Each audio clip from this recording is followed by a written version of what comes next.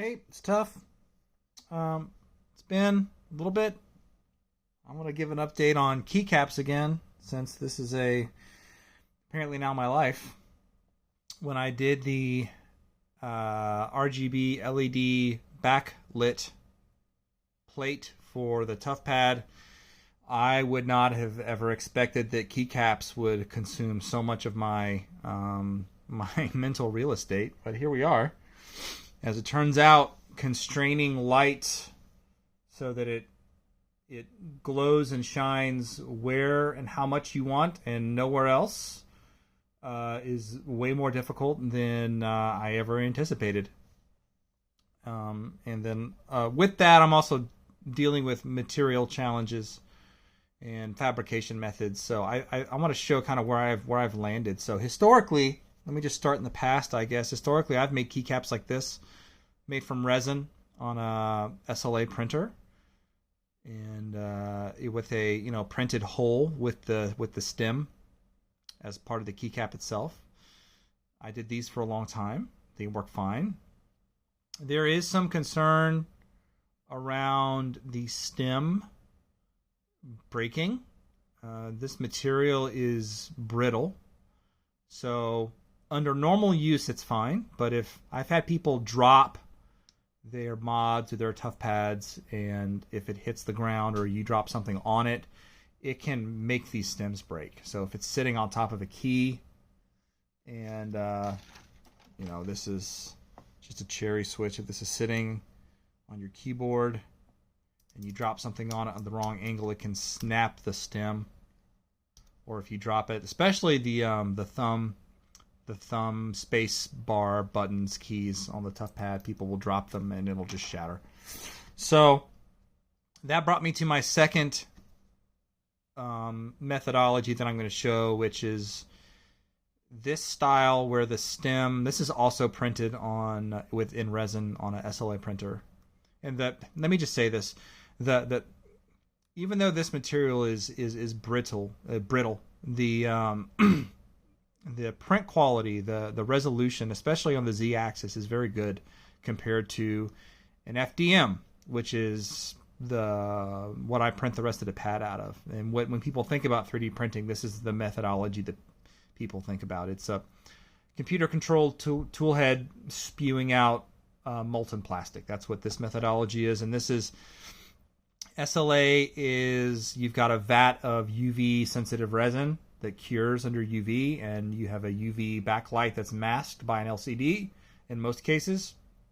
And the LCD masks each layer by layer, and it's printed upside down with this plate that goes down into a vat of resin that's transparent underneath, and so the light's underneath its mask, and it pulls it up layer by layer, rips it off the print surface. It's a very good manufacturing method for like quality at home. Like, it's difficult to replicate this quality on this machine, but this is a messy process. The materials are expensive, the materials are dangerous. I can't safely breathe the fumes that come out of the bottles and stuff on this, nor can I let it touch my skin, nor can I dispose of it down the drain. So it's like the whole thing is messy and icky and dangerous and bad for the environment. And the end result, while it looks good, the material is brittle. So back to this. This is also printed in resin. This has got the legend on it that goes through down to the bottom. It doesn't go all the way through. The reason for that is because I glue these FDM, this is PETG, this is extremely resilient material. It's transparent, and I glue this in like that, and that's the stem, and this does not break. That won't break. The glue layer will delaminate this interior resin surface before this will snap. That's how tough PETG is. And it being transparent, it's almost like a diffuser layer, a light diffusal layer. And this actually works pretty well. So you get light that shines up through this legend. So the problems with this methodology is the amount of post-processing. So with this, a full set, 20 keycaps will come off the printer in about 3 or 4 hours. And then it's multiple days of sanding and scraping and gluing to get all of these in place. And often I have to redo it because there's such a thing as too much glue and such a thing as too little glue. So if I get it wrong, I only have one chance to get it right. So if I get it wrong, I have to redo it. Also, if I get the color mix wrong, so these colors, this resin comes transparent or white, and I have to hand mix pigment to get the color. So if I get the color wrong, or under UV curing the resin yellows, and so this I've had hand mixed pigments like this turn out more orange than I wanted to because the base resin yellowed when I was curing it. I wanted it to be red, but it was orange, and so if that ends up being wrong, I have to redo it. And that's just it's a process. So I wanted a way to get a similar effect. I need numbered or lettered legends on the caps to come through, to let light through the way that I want. I needed it to be durable. I needed to be able to at least select some colors, because not everybody just wants a white or a black keycap. And I needed the manufacturing process to not introduce 10, 15 extra labor hours into my tuffpad build process. So those are the constraints that I was working under that has led me here. Outside of buying a home injection molding kit for thousands of dollars and figuring out how to do double shot keycaps myself, or just buying everybody a set of double shot keycaps, which is exorbitantly expensive. That would increase the price of the tuffpads easily by $30 or $40. And I'm not exaggerating. So to keep prices down, to keep my labor low, to keep things durable, to keep them safe from me, because every time I mess with resin, I'm risking my own personal safety. I'm well accustomed to the PPE needed to do this safely, but still, if I'm human, if I make a mistake or I have a slip in my glove or I neglect to use the respirator, I'm risking personal harm. It's not fantastic. To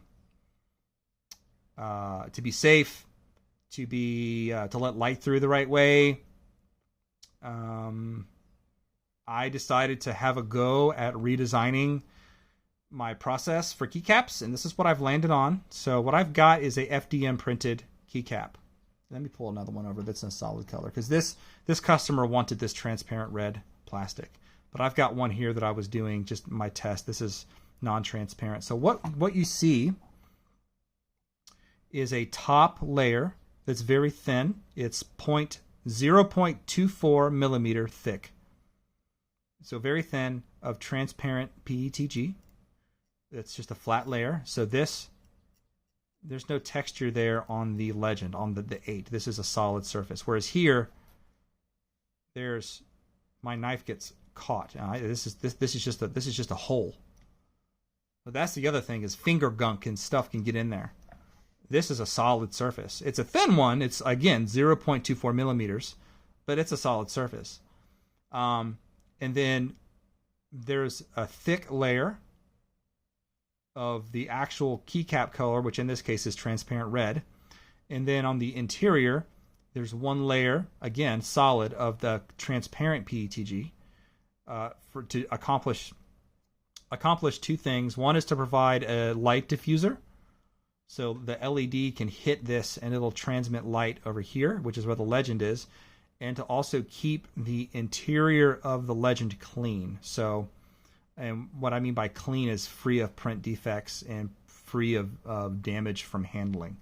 So the legend is sandwiched between two transparent layers of plastic that are thin enough and transparent enough to let light through, but solid enough that you can't get anything in there. You would have to take a very sharp knife to this.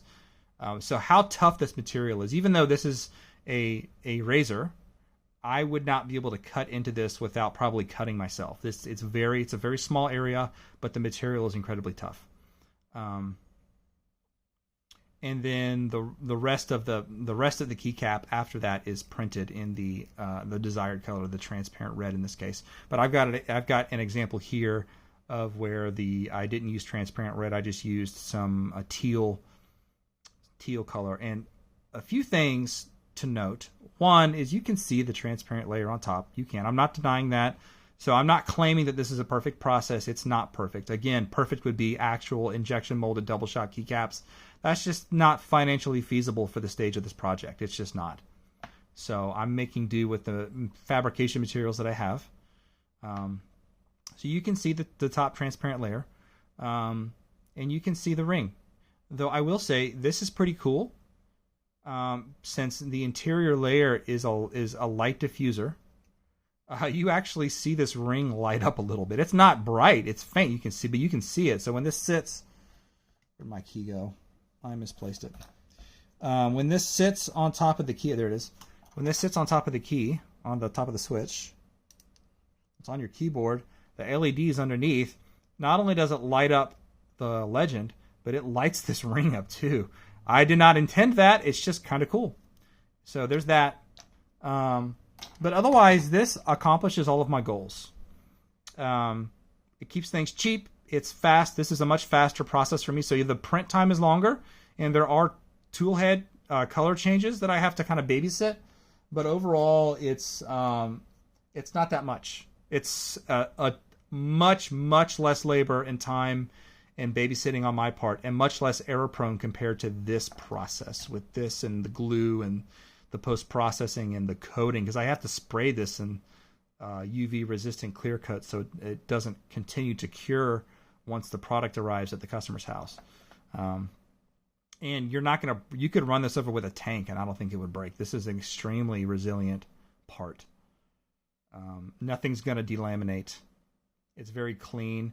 So part of my success with this was dedicating a machine to keycaps. So my main machine that I use for printing the rest of the tuffpad uses a 0.6 millimeter nozzle. And that's actually on the large side. Most nozzles are 0.4 millimeter diameter nozzles. That's kind of when you buy a 3D printer, an FDM printer, that's what comes with it. You can get much bigger, 1 millimeter, a 0.8 millimeter. 0.6 is a good compromise of strength, print speed, and visual quality, especially with some more recent year software improvements.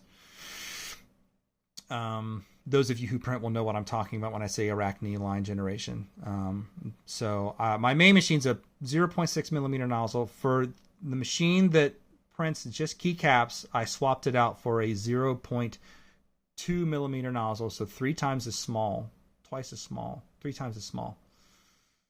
2 times 3 is 6. We'll say 3 times as small nozzle. So what that means is that the level of X and Y plane detail it's able to achieve is dramatic. It's able to draw these legends in the interior parts of the legends cleanly, and it's also able to draw these corners cleanly. It also means that the layer height is much thinner. So while you can still feel layer lines, the layers are, let me look at my my slicer here. The layer height is 0.06 millimeters. So almost, it's less than half of a millimeter. It's another order of magnitude. So it's almost 5% of a millimeter thick. It's very, very thin. So the level of the resolution in all directions is pretty dang good. It's still a computer-controlled hot glue gun, ultimately, but what you can achieve with a computer-controlled hot glue gun, where the opening where it's spewing the plastic out is 0.2 millimeters in diameter, the level of detail is pretty great. So yeah, that's where we're at. I've got a few more caps of this type to print, and I'm going to mail off a set and have a guy test them for me. And yeah, that's where we're at. So I thought this was cool. This took a lot of experimenting to get this right.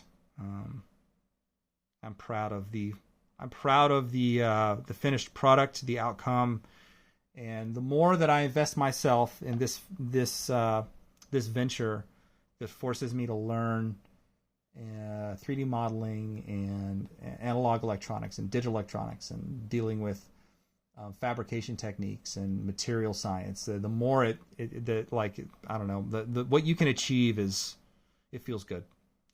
It's nice to have an idea in your head and have a bunch of tools that you get better and better at, and then have those tools spit out what was in your head and you can hold it in your hand. That's pretty great.